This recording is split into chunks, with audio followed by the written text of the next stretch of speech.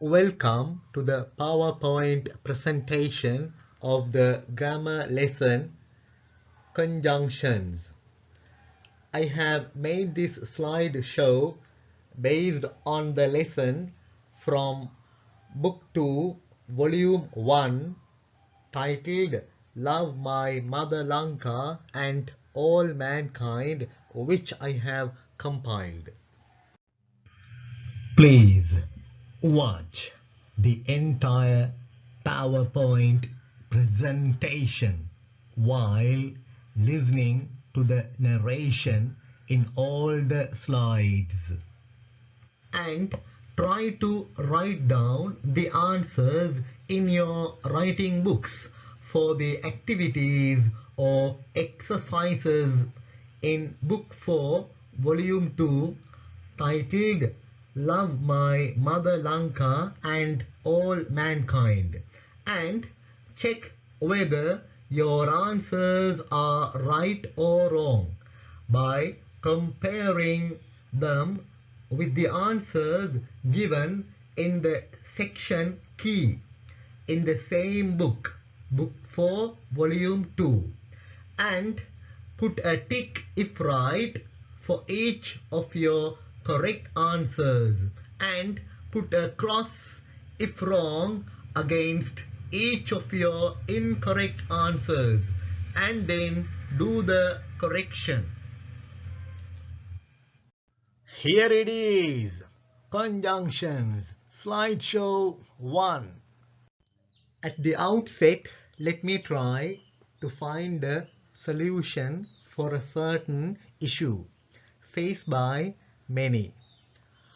ஆரம்பத்தில் பலராலும் முகம் கொடுக்கப்படக்கூடிய ஒரு குறிப்பிட்ட பிரச்சனைக்கு ஒரு தீர்வை காண முயற்சிக்கிறேன். When a certain subject matter is explained, normally an explanation about it is given first and then it is followed by examples. ஒரு குறிப்பிட்ட பாட விடயம் விளங்கப்படுத்தப்படும் பொழுது சாதாரணமாக அதனை பற்றிய ஒரு விளக்கம் முதலில் கொடுக்கப்படுகிறது. அதனை தொடர்ந்து உதாரண வாக்கியங்கள் கொடுக்கப்படுகின்றன. Sometimes it could be somewhat difficult to understand the explanation of that subject matter. சில வேளை அந்த பாட விடயத்தின் விளக்கத்தை விளங்க ஓரளவு கஷ்டமாக இருக்கலாம். If so, in my opinion, it could be much helpful for you to understand it if you try to understand the meaning of the example sentences and then later read or listen to the explanation of that particular subject matter that is given before the examples again the second time. அவ்வாறெனில் எனது கருத்து என்னவென்றால் தொடர்ந்து அந்த உதாரண வாக்கியங்களின் கருத்தை விளங்க முயற்சித்துவிட்டு அதன் பிறகு அவற்றுக்கு முன்னால் கொடுக்கப்பட்டுள்ள அந்த உதாரண வாக்கியங்களுடன் தொடர்பான அந்த விளக்கத்தை மீண்டும் வாசித்தால் அல்லது கேட்டால் அதனை விளங்க மிக உதவியாக இருக்கலாம். Conjunctions in very brief. இங்க நாங்க இந்த பாடத்தை மிக சுருக்கமாக பார்ப்போம். ஸ்லைட் ஷோ 2, ஸ்லைட் ஷோ 3ல இந்த பாடத்தை கொஞ்சம் விரிவாக பார்ப்போம். ஃபர்ஸ்ட்டுக்கு பார்ப்போம், conjunction என்றால் என்ன? What is a conjunction? Conjunction is a part of speech that joins together words, phrases and clauses. Words சொற்கள், phrases சொற்றொடர்கள், clauses வாக்கிய பகுதிகளை ஒன்றாக இணைக்கக்கூடிய பேச்சின் ஒரு கூறாக conjunction இருக்கிறது. A conjunction is one of the 9 parts of speech 9 பேச்சின் கூறுகளில் ஒன்றாக ஒரு கன்ஜங்ஷன் காணப்படுகிறது. A conjunction is a word that connects two parts of a sentence. ஒரு வசனத்தின் இரண்டு பகுதிகளை இணைக்கும் ஒரு சொல் தான் ஒரு conjunction. The very common word and is a conjunction. சர்வசாதாரணமாக பயன்படுத்தப்படக்கூடிய the and என்ற சொல் ஒரு கன்ஜங்ஷனாக காணப்படுகிறது. Look at how it joins these words, phrases and clauses. எவ்வாறு இந்த சொற்களை, சொற்றொடர்களை, வசன பகுதிகளை அது இணைக்கிறதுன்னு பாருங்க. பிரெட், பிரெட் என்னும் பொழுது பான் ரொட்டிக்கு சொல்லலாம். பிரெட் அண்ட் பட்டர், பானும் பட்டரும். இங்கே இந்த ரெண்டு சொற்களையும் இணைக்கிறது. அண்ட் என்ற கன்ஜங்ஷன் joins two words, ரெண்டு சொற்களை இணைக்கிறது. அடுத்து பாருங்க, up the stairs. up the stairs என்னும் பொழுது above on a floor, மேல் நிலத்தில் என்று சொல்லலாம், மேல் மாடியில். along the corridor, corridor என்னும் பொழுது நடைபாதை, நடைக்கூடம் அப்படி சொல்லலாம். அப்போ along the corridor என்ற அந்த கொரிடோர் வழியாக.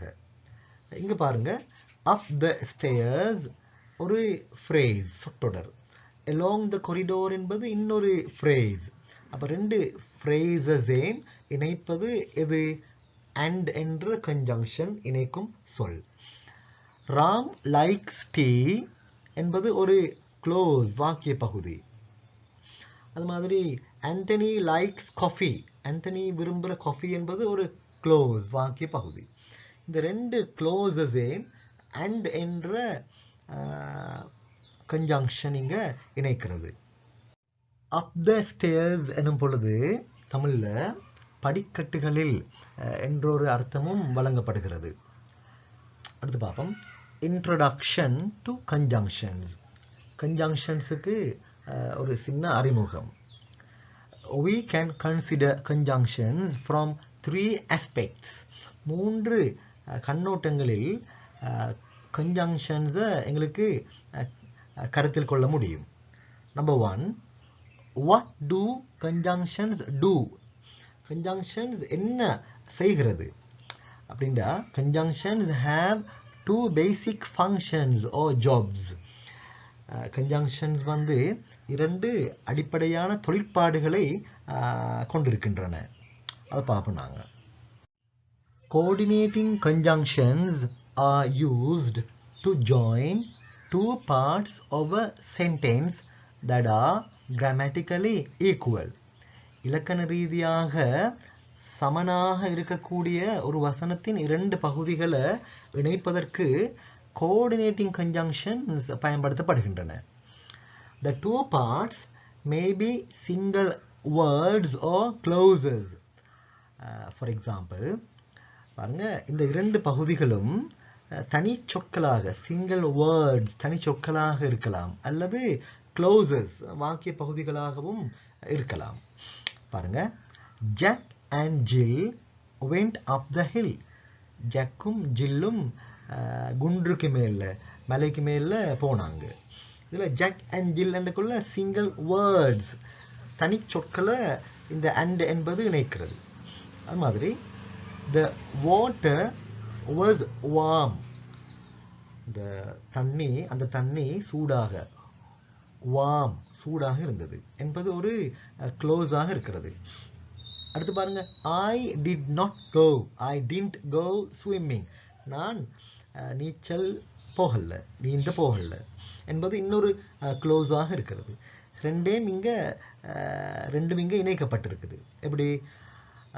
தண்ணி சூடாக இருந்தது, பட் ஆனால் நான் நீந்த செல்லவில்லை. பட் என்ற கோஆர்டினேட்டிங் கன்ஜங்ஷன் இதை இணைச்சிருக்கு. இங்க பாருங்க, பட்டுக்கு முன்னால கமா இருக்குது, அதை பாருங்க. Subordinating conjunctions are used to join a subordinate dependent clause to a main clause. Subordinate எனும் பொழுது தமிழ்ல சொல்றேன்டா, துணை கீழான, கீழ்த்தர, இப்படி அர்த்தங்கள் கொடுக்கப்படுகிறது. இங்கிலீஷில் சொல்கிறேன்டா, சபோர்டினேட் என்னும் பொழுது unable to stand alone, இப்போ தனியாக நிற்க முடியாத. தனியாக நிற்க முடியாதுன்ற என்ன அர்த்தம்? தங்கி இருக்கக்கூடிய என்ற அர்த்தம். இப்போ சபோர்டினேட் என்றால் தங்கி இருக்கக்கூடிய, இன்னொன்றில் தங்கி இருக்குது, தனியாக நிற்க முடியாது. டிபெண்டன்ட், டிபெண்டன்ட் என்னும் பொழுதும் தங்கி இருக்கக்கூடிய என்ற அர்த்தம். அப்போ சபோர்டினேட் அல்லது டிபெண்டன்ட் தங்கி இருக்கக்கூடிய ஒரு வாக்கிய பகுதியை ஒரு மெயின் க்ளோஸோடு, ஒரு பிரதான வாக்கிய பகுதியோடு இணைப்பதற்கு இந்த சபோர்டினேட்டிங் கன்ஜங்ஷன்ஸ், இந்த துணை இணைப்பு சொற்கள் பாவிக்கப்படுகின்றன, பயன்படுத்தப்படுகின்றன. For example, I went swimming, நான் நீந்த சென்றேன். although it was cold, குளிராக இருந்தாலும் கூட. இப்போ தமிழில் எப்படி வரும்? இருந்தாலும், குளிராக இருந்தாலும் என்று வரும். இங்கிலீஷில் இருந்தாலும் என்பது முன்னுக்கு வர, தமிழில் குளிராக இருந்தாலும், இருந்தாலும் என்பது பின்னுக்கு வர. இங்கிலீஷில் although இருந்தாலும் என்பது முன்னுக்கு வர. although இருந்தாலும் it was cold, குளிராக. இப்போ குளிராக இருந்தாலும், இதில் although it was cold, குளிராக இருந்தாலும் என்று சொன்னால், அதை மட்டும் சொன்னால் அர்த்தம் உண்டு இல்லை, அது அர்த்தம் உண்டு இல்லை, தனியாக வந்தால் அர்த்தம் இல்லை. இப்போ ஐ வெண்ட் ஸ்விம்மிங், நான் நீந்த சென்றேன் என்ற மெயின் க்ளோஸோடு, பிரதான வாக்கிய பகுதியோடு சேர்ந்து வந்தால் தான் அந்த although it was cold என்பதற்கு ஒரு அர்த்தம் பெறக்கூடியதாக இருக்குது. இல்லாட்டி although it was cold என்று தனியாக வந்தால் அதுக்கு அர்த்தம் உண்டு இல்லாமல் இருக்கும். அது தனியாக நிற்க முடியாது. அதனால தான் நாங்கள் dependent close, although it was cold, குளிராக இருந்தாலும் என்பது டிபெண்டன்ட் க்ளோஸ், சபோர்டினேட் க்ளோஸ், தங்கி இருக்கக்கூடிய வாக்கிய பகுதி என்று சொல்கிறோம். எதில் தங்கி இருக்குது? ஐ வெண்ட் ஸ்விம்மிங், நான் நீந்த சென்றேன் என்ற மெயின் க்ளோஸ், பிரதான வாக்கிய பகுதியில் தங்கி இருக்குது. ரைட், பாருங்க. Here are some example conjunctions. இங்கே சில conjunctions உதாரணங்கள் தரப்பட்டிருக்குது. சில coordinating conjunctions, அதில் பாருங்க and, but, or, no, for, yet, so இவைகள் உள்ளடக்கப்படுகின்றன. மாதிரி subordinating conjunctions, அதில் வந்து although, because, since, unless இவைகள் உள்ளடங்குகின்றன. What do conjunctions look like? ரெண்டாவது நாங்கள் பார்க்குற conjunctions எவ்வாறு தோன்றுகின்றன என்பது பற்றி பாருங்க. Conjunctions have 3 basic formats. conjunctionsக்கு வந்து 3 அடிப்படை formats, வடிவங்கள் இருக்குது. Number 1, single word, தனிச்சொல்லாகவும் இந்த conjunctions வாரு. For example, and, but, because, although இப்படி தனிச்சொல்லாகவும் வாரு. அடுத்தது கம்பவுண்டாகவும் வாரு. கம்பவுண்ட்னா என்ன? A thing that is composed of 2 or more separate elements. 2 அல்லது 2க்கு மேற்பட்ட வெவ்வேறான கூறுகளை கொண்ட ஒன்று, அதான் கம்பவுண்ட். மிக்ஸ்சர், ஒரு கலவைக்கும் கம்பவுண்ட்னு சொல்லலாம். இங்க பாருங்க, often ending with as or that. மிச்சம் as என்பதனுடன் அல்லது that என்பதுடன் முடியக்கூடிய சொற்கள். For example, provided that, as long as, in order that. இவைகள் எல்லாம் இந்த கம்பவுண்ட் கன்ஜங்ஷன்ஸுக்கு சில உதாரணங்கள். அடுத்து பாருங்க, correlative. correlative என்னும் பொழுது இந்த இடத்துல surrounding an adverb or adjective, ஒரு adverb அல்லது ஒரு adjective சுற்றி அதோட சேர்ந்து வாருது. ஃபார் எக்ஸாம்பிள், so and வந்து that அப்படி வாருது. இது நாங்கள் கொஞ்சம் விரிவாக பிறகு பார்ப்போம். ரைட், விரிவாக பிறகு பார்ப்போம். Where do conjunctions go? மூன்றாவது பார்ப்போம். இந்த conjunctions எந்த இடங்கள்ல போடப்படுறேன்னு பார்ப்போம். Coordinating conjunctions always come between the words or clauses that they join. Coordinating conjunctions எப்பக்கும் அவைகள் இணைக்கக்கூடிய சொற்கள் அல்லது வாக்கிய பகுதிகளுக்கு இடையில போடப்படுறது. இது coordinating conjunctions. அடுத்து பாருங்க, subordinating conjunctions usually come at the beginning of the subordinate clause. The subordinate clause, dependent clause, தங்கி இருக்கக்கூடிய வாக்கிய பகுதி இருக்குது, அதோட ஆரம்பத்தில் போடப்படுற இந்த subordinating conjunctions வழமையாக subordinating conjunctions அப்படி அதில் போடப்படுற. இப்படி அவங்களுக்கு இந்த நோட்ஸ், இந்த பாயிண்ட்ஸ், இந்த விளக்கங்களை சொல்லக்குள்ள சில டைமுக்கு உங்களுக்கு விளங்குறது குறைவாக இருக்கலாம், அல்லது உங்களுக்கு விளங்காமலே இருக்கலாம், ஒன்றும் புரியாமல் இருக்கலாம். ஆனால் இதுக்கு பிறகு எக்ஸாம்பிள்ஸ், உதாரணங்களை நாங்கள் பார்க்கும் பொழுது உங்களுக்கு விளங்கக்கூடியதாக இருக்கும். சில டைமுக்கு நாங்கள் எக்ஸாம்பிள்ஸ், உதாரணங்களை வாசிச்சுட்டு அதுக்கப்புறம் அதுக்கு மேலுள்ள விளக்கங்களை, அது சம்பந்தமான அந்த உதாரணங்களோட தொடர்பான அந்த விளக்கங்களை, அந்த நோட்ஸை, பாயிண்ட்ஸை வாசிச்சிங்கன்னா உங்களுக்கு விளங்குறதுக்கு இலகுவானதாக இருக்கும். Coordinating conjunctions. A coordinating conjunction joins parts of a sentence, for example, words or independent clauses that are grammatically equal or similar.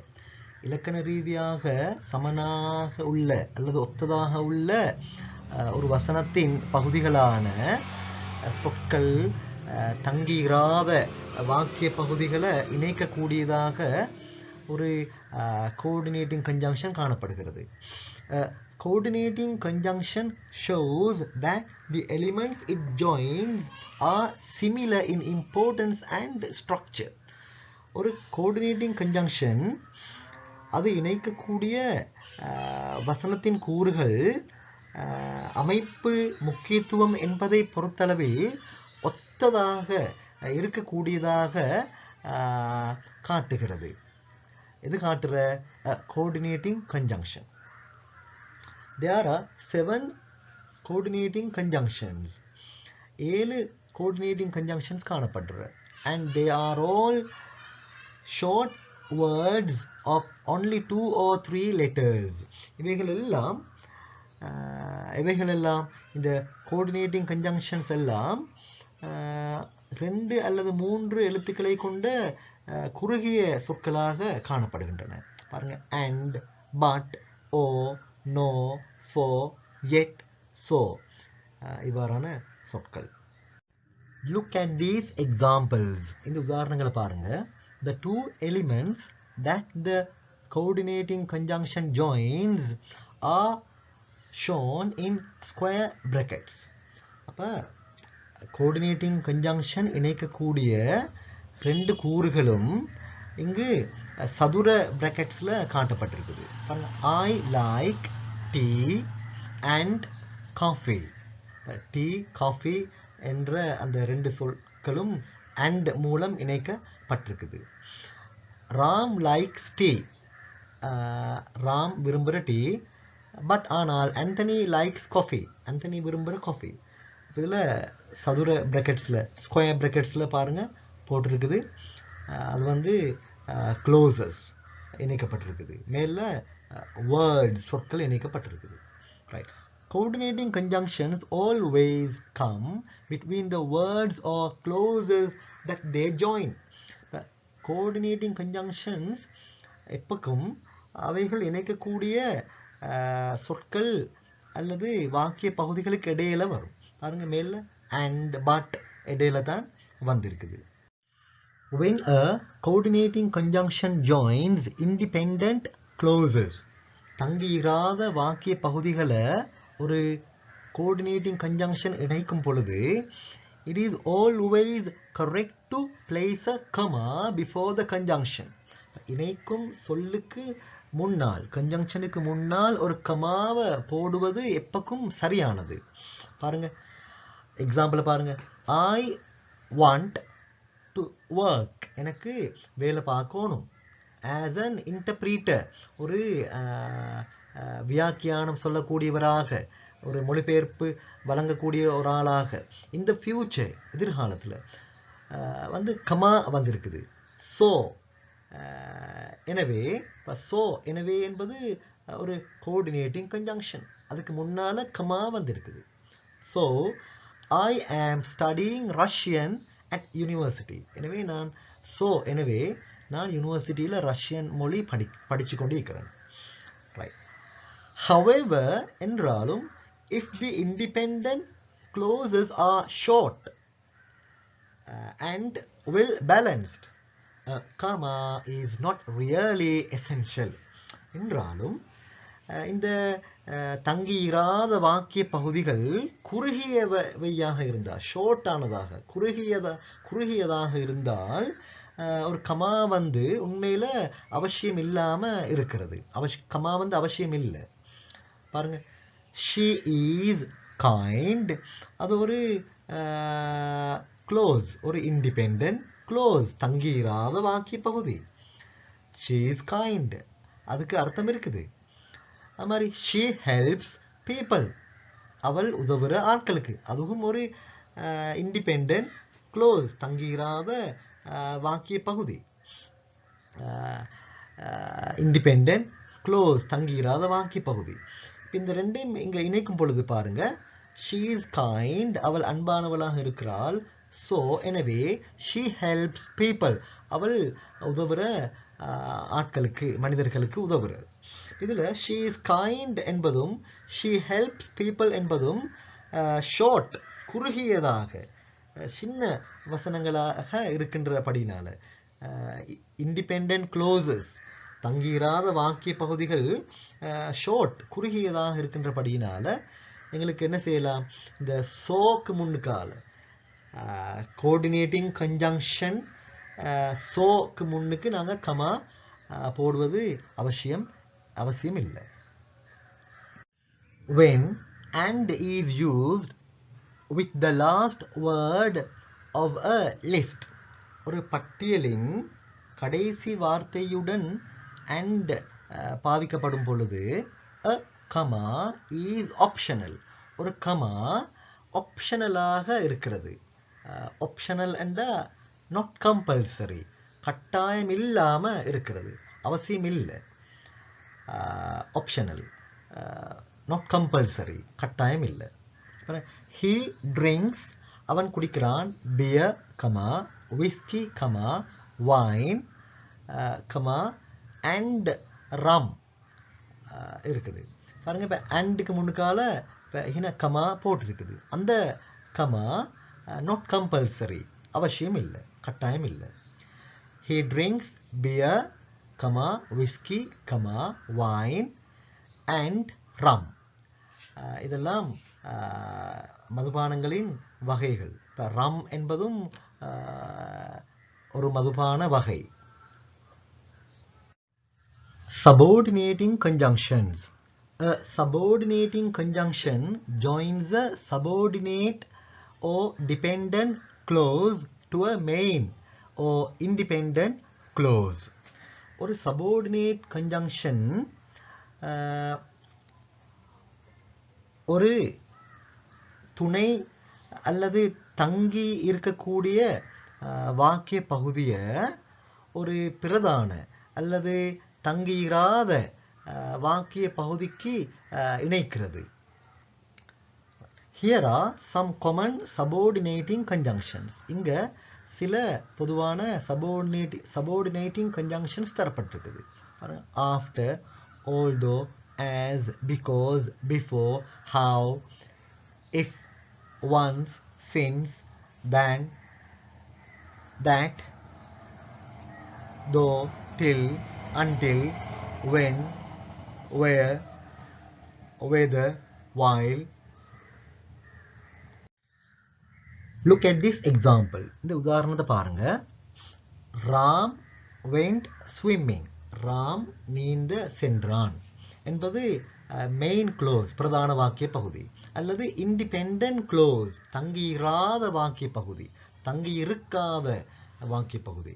அப்படின்னா ராம் நீந்த சென்றான்டா கருத்து விளங்குது, பூரணமாகுது. எனவே அது தங்கி இல்லை ஒன்றிலையும். அடுத்து பாருங்க, although it was raining, மழை பெய்து கொண்டிருந்தாலும். இப்போ although it was raining, மழை பெய்து கொண்டிருந்தாலும் என்று மட்டும் இருந்தா இந்த இடத்துல அர்த்தம் பூரணம் இல்லை, நாட் கம்ப்ளீட். அர்த்தம் விளங்காது, பூரணமாக இல்லை. மழை பெய்து கொண்டு இருந்தாலும் என்று மட்டும் வந்திருந்தா. அப்ப although it was raining, மழை பெய்து கொண்டிருந்தாலும் என்பது தங்கி இருக்கிற, டிபெண்டாக இருக்கிற. எதுல தங்கி இருக்கிற? மெயின் க்ளோஸ்ல அல்லது இண்டிபெண்டன்ட் க்ளோஸ்ல தங்கி இருக்கிற. அதனால தான் இதை நாங்க தங்கி இருக்கும் வாக்கிய பகுதி அல்லது டிபெண்டன்ட் க்ளோஸ், சபார்டினேட் க்ளோஸ், உப துணை வாக்கிய பகுதி என்று நாங்கள் இதை அழைக்கிறோம். பாருங்க, இதில் although என்பது சபார்டினேட்டிங் கன்ஜங்ஷன் ஆகும். நல்லது. சபார்டினேட்டிங் கன்ஜங்ஷன், சபார்டினேட்டிங் க்ளோஸ், ரெண்டுக்கும் என்ன வித்தியாசம்? சபார்டினேட்டிங் கன்ஜங்ஷன் வந்து ஒரு தங்கியிருக்கும் வாக்கிய பகுதியை இணைக்கும் சொல், கன்ஜங்ஷன். சபார்டினேட்டிங் க்ளோஸ் என்ன?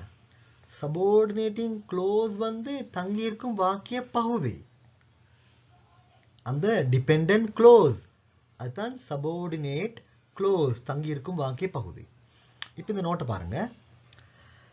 சபார்டினேட்டிங் கன்ஜங்ஷன் ஆல்வேஸ் ஒரு தங்கியிருக்கும் வாக்கிய பகுதியை இணைக்கும் சொல் கன்ஜங்ஷன். ஆல்வேஸ் எப்பொழுதும், comes வாராம், at the beginning of a subordinate clause, ஒரு தங்கியிருக்கும் வாக்கிய பகுதியின் ஆரம்பத்தில் தான் வாராம். It introduces a subordinate clause, அது ஒரு தங்கியிருக்கும் வாக்கிய பகுதியை அறிமுகப்படுத்துகிறது. கீழே பாருங்க. However என்றாலும் a subordinate clause, ஒரு தங்கியிருக்கும் வாக்கிய பகுதி can come, வர முடியும், after or before a main clause, ஒரு பிரதான வாக்கிய பகுதிக்கு பின்னாலோ அல்லது முன்னாலோ வர முடியும். Thus அவ்வாறு two structures are possible, ரெண்டு அமைப்பு சாத்தியமா இருக்குது. கீழே அந்த ரெண்டு ஸ்ட்ரக்சர்ஸ், ரெண்டு அமைப்புகளும் தரப்பட்டிருக்குது. பாருங்க. ராம் went swimming, ராம் போன நீச்சலுக்கு, நீந்த போன. Although it was raining, மழை பெய்து கொண்டு இருந்தாலும். ரைட், இது ஒரு ஸ்ட்ரக்சர். இந்த இடத்துல பாருங்க, இந்த சபார்டினேட் க்ளோஸ் எது? இதுல although it was raining, மழை பெய்து கொண்டிருந்தாலும் என்பது சபார்டினேட் க்ளோஸ், டிபெண்டன்ட் க்ளோஸ், தங்கியிருக்கும் வாக்கிய பகுதி. அது ராம் went swimming, ராம் நீந்த போன என்ற மெயின் க்ளோஸுக்கு பிறகு வந்திருக்கு, பிறகு வந்திருக்குது, ஆஃப்டர், பிறகு. அடுத்த எக்ஸாம்பிள் பாருங்க. although it was raining, மழை பெய்து கொண்டிருந்தாலும், comma, Ram went swimming, Ram நீந்த சென்றான். இந்த இடத்துல ராம் went swimming, ராம் நீந்த போன என்ற மெயின் க்ளோஸ் பிரதான வாக்கிய பகுதிக்கு முன்னுக்கு although it was raining, மழை பெய்து கொண்டிருந்தாலும் என்ற சபார்டினேட் க்ளோஸ், டிபெண்டன்ட் க்ளோஸ், தங்கியிருக்கும் வாக்கிய பகுதி வந்திருக்குது, முன்னால வந்திருக்குது, மெயின் க்ளோஸுக்கு முன்னால வந்திருக்குது. அப்படியும் வர